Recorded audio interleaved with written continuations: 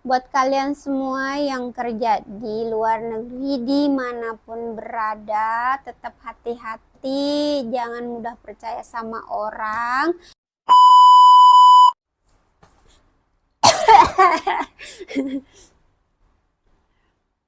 Hai guys, assalamualaikum warahmatullahi wabarakatuh. Jumpa lagi dengan saya. Welcome to back to channel. Dengan saya siapa ya? Oh ya, Yulia. Guys, aku punya cerita. Cerita apa tuh? Jadi gini, 2 minggu yang lalu aku dapat chat dari temen aku. Dia bilang gini, mana ya? Masih ada nggak? Oh nggak ada. Udah aku hapus chatnya. Intinya gini, dia bilang, teh katanya, mau part time nggak? Ada part time nih, ada job part time katanya.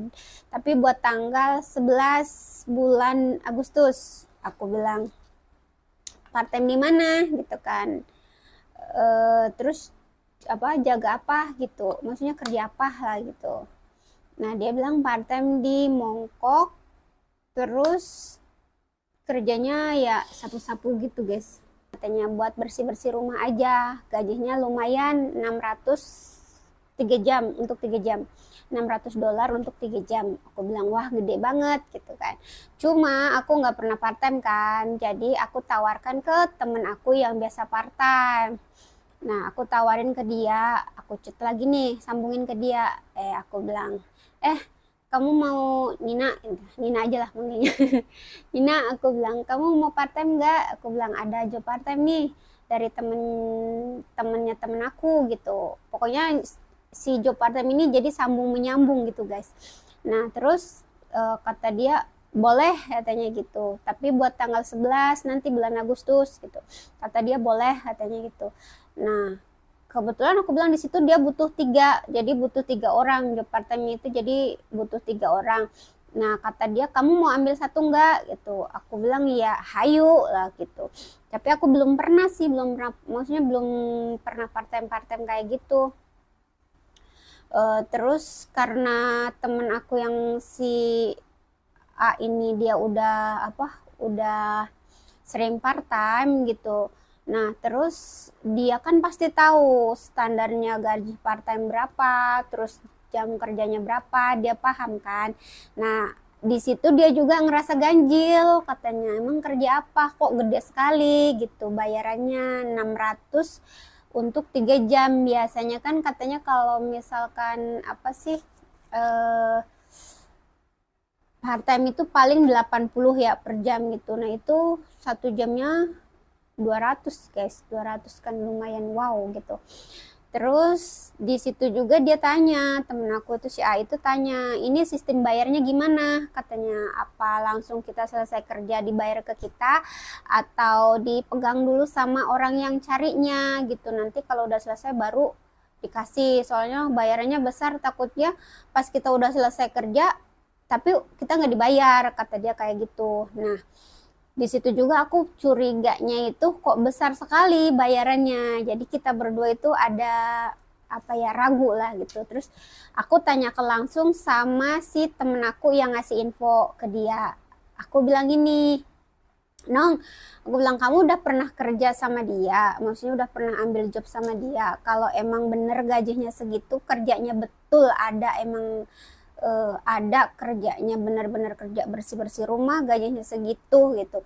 Tapi dia jawabnya nggak tahu teh, aku aja belum pernah, itu jobnya juga dari temennya aku katanya. Jadi temen aku dari temennya dia dilemparin ke aku lagi, jadi terus diinfoin lagi akunya gitu, jadi kayak berantai gitu guys, berturut-turut gitu. Nah di situ kita mulai curiga. Nah setelah itu kita cari info dong berdua. Iya, terus aku ngobrol lagi kan sama temen aku yang si A itu. Iya, katanya aku juga mulai curiga nih, Cong, katanya ada sesuatu yang apa sih namanya, ganjil aja gitu. Oh ya udah kalau gitu kamu cari info. Dia cari infonya dari si mbaknya langsung. Dikasih nomor HP-nya si mbaknya itu, mbaknya yang cari job, yang suka cari-cari orang buat part time itu, aku dikasih. Terus aku chat lah gitu ke si mbaknya itu. Nah, chatnya seperti ini guys, aku ke dia itu nih. Pertama aku ngechat, aku bilang, "Hai Mbak, siang, maaf katanya butuh orang untuk part-time."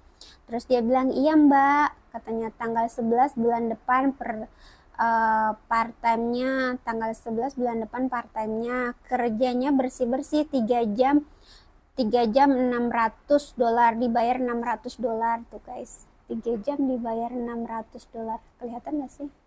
Gimana sih biar kelihatan? Pokoknya gitulah ini.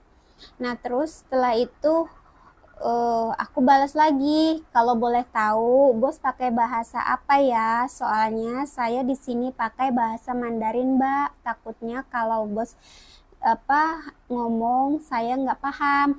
Karena aku kan di sini kerja pakai bahasa Mandarin, takutnya si bosnya itu pakai bahasa Kantonis, aku nggak paham. Bos nyuruh apa, aku ngambilnya apa gitu, atau mungkin bos suruh bersih-bersih apa, akunya nggak paham gitu. Nah, dia balas lagi, dia balas laginya, "Bisa Mbak," katanya, "nggak masalah, bahasa Mandarin juga." Nah, terus dia bilang lagi, "Mulai jam 10 pagi atau jam 12 siang boleh, area Mongkok eh, exit 1 katanya, "ntar bareng aku kesananya." Terus dia nanya lagi, "Kamu di sini udah lama Mbak?" katanya. Aku bales kan. Dia kalau ngechatnya kan banyak, jadi dia balas chatnya banyak, aku balas paling beberapa kata gitu kan. Terus aku balas lagi, "Oke Kak," aku bilang. "Oke, katanya butuh 3 orang. Aku ada temen aku satu mau ikut." Jadi aku kan yang tadi aku tawarin itu temen aku kan, si A itu. Nah, terus kata dia, "Boleh kasih aja WA-nya, WA temen kamu ke aku," katanya gitu. Terus dia nanya, "Nama kamu siapa?" Terus dia di sini jawab juga, "Lumayan lama Mbak," katanya, yang tadi pertanyaan aku aku udah 3 kontrak di sini. Nah, terus dia, "Mbak, kalau ada temenmu yang butuh job majikan, aku ada," katanya gitu. Terus aku juga bisnis minjemin uang, ini bisnis pribadi bos aku, katanya, "Mana tahu ada temenmu yang butuh, nggak nahan data, bunga kecil, sekedar info aja," gitu. Nah, terus aku balas laginya itu, ini lumayan lama ya aku balasnya. Dia udah panjang kali lebar, aku baru balas.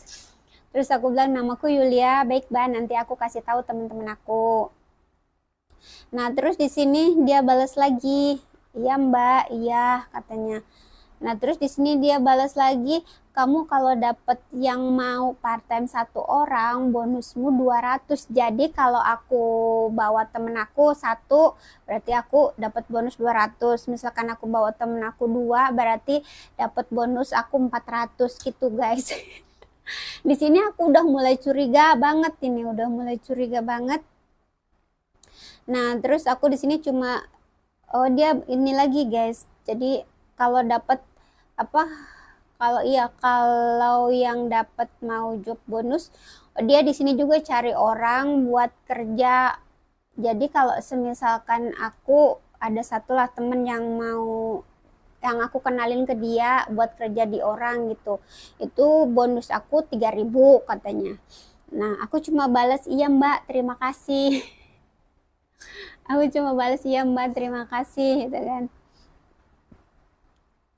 Nah, di sini karena aku belum ngasih WA temen aku, dia nanya lagi, "Mana WA temenmu?" katanya gitu.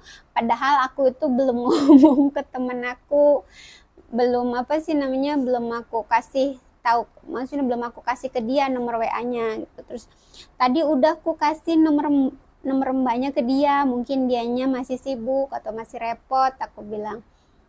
Terus langsung dia chat, katanya, "Ini udah chat aku orangnya," gitu. "Oke Mbak," aku bilang gitu. Terus nah, keesokan harinya dia WA aku lagi, guys. Nah, keesokan harinya dia WA aku lagi, katanya, "Causan Mbak, kalau ada lagi yang mau part time, ini ada butuh 3 orang lagi." Nah, dia kan tadi yang pertama itu kan butuh 3 orang. Terus keesokan harinya dia cari orang 3 lagi. Nah, tambah curiga lagi aku. Terus aku balesnya dia cuma ya cosan mbak, aku bilang baik gitu kan. Terus di sini dia balas lagi, mbak kalau ada yang mau job cowok aku ada, ini saudaranya bos aku yang butuh mbak. Terus aku bilang oke gitu kan, aku cuma simpel-simpel aja jawabnya. Di sini dia balas lagi, job di gudang pabrik sayur, bukan packing sayur, job di gudang packing sayur. Terus uh, dia gini, aku kan yang tadi cuma jawab oke, dia balas lagi gini, ini beneran jangan oke-oke aja, serius. Dianya ngegas guys. Terus dia gini, kamu kalau dapat 1 orang bonus 7.000, gaji 14.000, uang makan dikasih 3.000, dikasih tempat tinggal sendiri, ini resmi, proses numpang PT, biaya cuma 5 juta katanya. Nah, terus di sini aku balas yang tadi dia bilang jangan iya aja gitu kan. Aku di sini kan balasnya lumayan lama sih. Terus aku balas, iya kan sayanya juga belum konfirmasi sama teman sama orang-orang toh mbak. Bilang gitu. Dia balas lagi, iya katanya, ya lagian dia maksa banget kan, ya kalau cuma nginformasin ya udahlah, lagian ini juga dia cuma nawarin yang tadinya apa part time jadi kemana-mana gitu ngobrolnya. Terus saat dia di sini masih banyak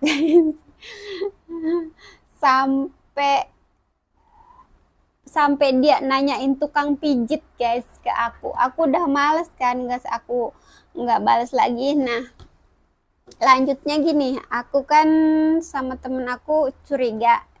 Nah terus jadi si temen aku si A itu dia ngorek-ngorek informasinya dari si mbaknya ini. Kalau kata temen aku ini, dia itu suaranya kayak cici-cici, jadi kayak gitu guys.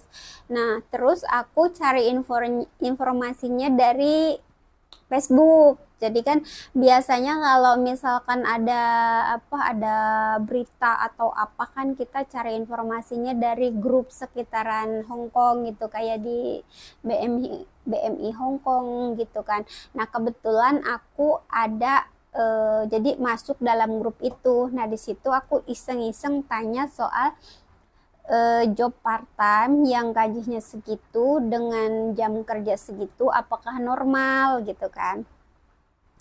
Kebetulan di situ banyak banget yang komen, dan 90%, 100% malah jawabnya itu palsu, itu penipuan, itu bohong.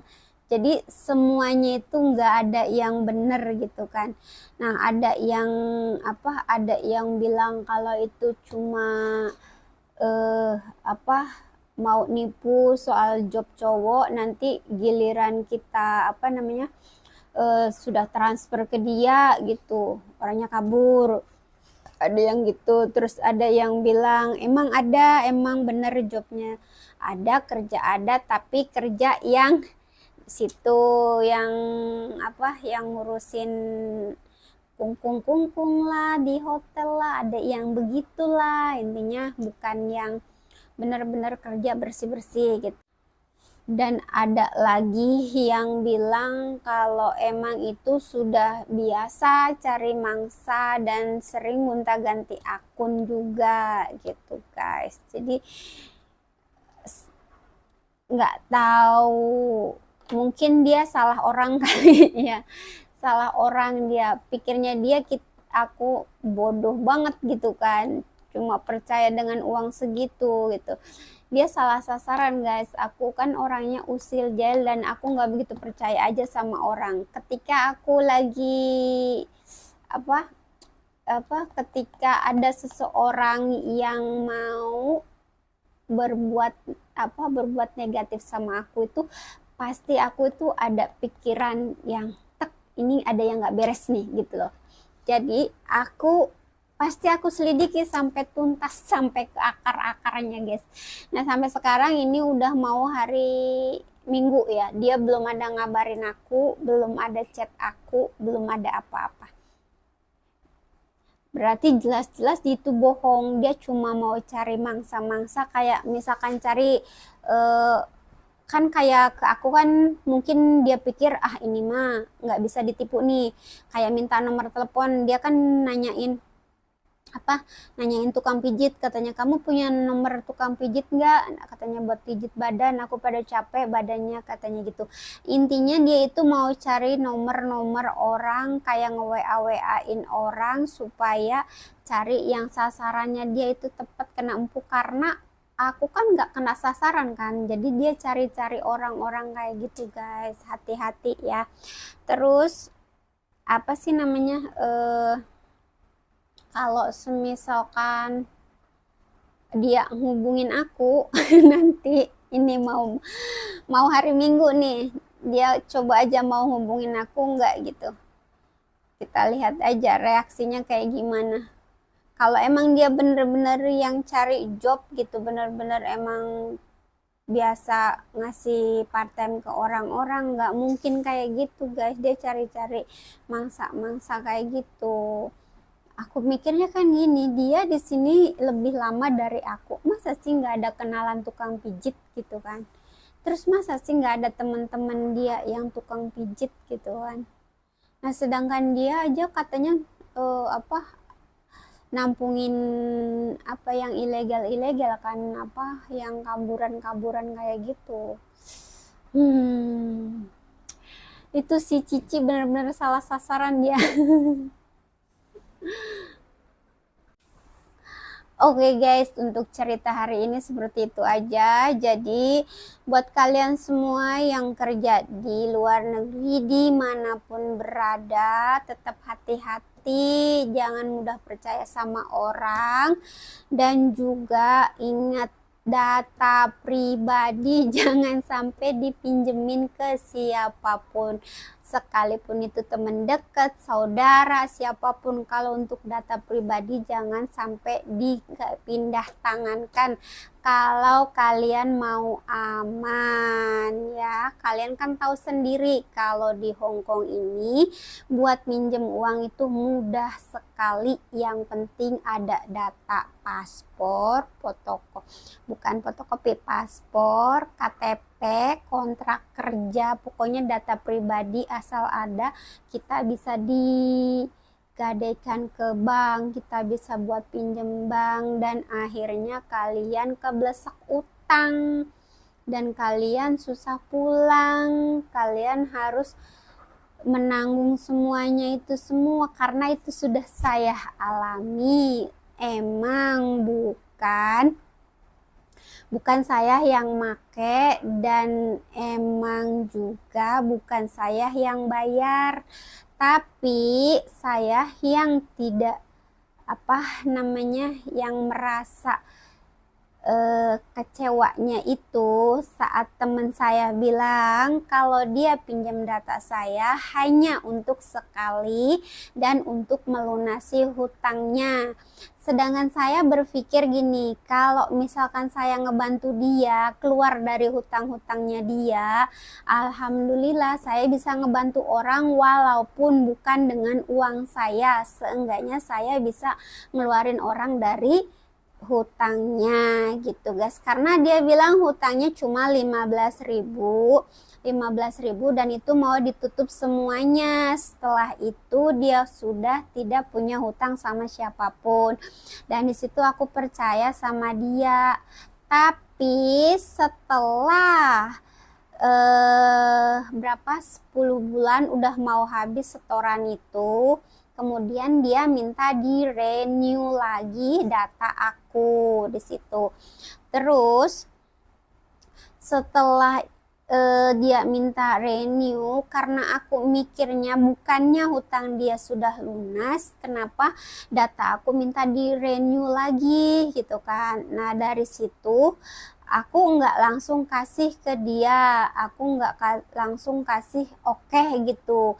Nah mungkin karena di situ aku curiga dan juga nggak yakin, makanya aku nggak ngizinin diperpanjang karena aku nggak mau ada masalah buat kedepannya. Setelah itu tiba-tiba mereka yang sekelompok temen aku ini terlilit hutang, jadi muter-muter di situ, guys. Intinya apa ya namanya, jadi si yang temen aku yang pinjem data ke aku itu dia juga minjemin data-data orang temen-temen yang lain. Akhirnya dia itu terlilit sama hutang yang begitu banyak sekali, pokoknya nggak bisa dibayangkan. Dari situ ada satu temennya ya, temen kita sih satu kelompok. Nah, satu kelompok itu di situ aku, karena aku orangnya nggak tegaan gitu, jadi si data aku itu aku kasih pinjam sama temen ya aku yang satunya lagi gitu kan, temen aku yang satunya lagi. Ya udah, aku bilang gini, ya udah kamu pakai data aku buat karena si datanya temen aku yang ini juga dipakai sama yang tadi pinjam data ke aku itu. Nah, dari situ aku kasihan ke dia, terus aku pinjemin ke dia buat nyocokin hutang yang apa sih, yang pokoknya yang sama mereka itu gitu kan. Aku nggak tahu menau, pokoknya itu urusan mereka. Dan si temen aku ini ada temennya dia ngomong gini ke aku, kamu tolongin dia, katanya kasihan dia nggak ada sudah, kalau sampai dia nggak bayar bulan ini maka akan ada surat dari pihak bank yang ke rumah gitu. Kalau sampai ketahuan takut sama majikannya nanti di notis, katanya gitu. Karena aku nggak tegaan, makanya aku ya udah pakai gitu. Dan akhirnya data aku itu di renew, tapi bukan dikasih sama temen aku yang pertama yang minjem itu, dikasih lagi temen aku yang satunya. Di situ aku ngerasa dihianatin lagi, guys. Jadi pas si temen aku apa nge-renew ya, pokoknya diperpanjang lagi data aku itu, aku semua kasihin uangnya ke dia dan aku nggak tahu apa mau digimanain uangnya dia. Tahu-taunya si uang itu dia bagi dua lagi sama temennya itu, dan akhirnya si temennya yang bagi dua itu pulang tanpa bicara, dan akhirnya temen aku yang satunya ini juga dia ngeluh lagi, guys, soal uang. Dari situ aku sudah stop, tidak berteman sama siapapun. Aku lebih baik menjauh daripada aku kerja sia-sia gitu. Sia-sianya gimana? Nanti mereka yang kelilit hutang, aku yang pusing gitu loh. Makanya aku ini sempat ada yang bilang sombong karena udah nggak mau gabung lagi sama temen. Udah dibilang apa ya, intinya nggak mau gabung, nggak mau libur bareng atau apa, sekarang di rumah aja gitu ya, seperti itu, guys. Jadi aku nggak mau lagi berurusan yang namanya duit utang piutang sama orang-orang. Bukannya aku sombong nggak punya utang atau gimana, dan aku juga mau menyelamatkan dompet aku, sedangkan aku orangnya kan nggak tegaan. Kalau misalkan ada temen punya uang nggak segini gitu, punya uang nggak segini, kalau aku ada aku kasihin gitu. Dan mereka itu nggak mikir buat ngebayarnya gitu, enggak. Jadi mereka mikirnya itu kalau aku itu uangnya nggak kepake, karena mereka lihat background aku di rumah aman-aman saja, atau mungkin mereka aku di sini majikan baik, gimana kayak gitu. Jadi bukan nggak mau berteman, lebih tepatnya buat ngejaga diri dari kewarasan. mereka-mereka yang terlilit hutang. Buat kalian hati-hati, jangan sampai terjebak hutang di sini ya. Kerja itu yang benar-benar aja, yang aman-aman aja. Oke guys, salam sukses, salam sehat selalu. Thank you for watching. Love you so much. Bye bye. Assalamualaikum.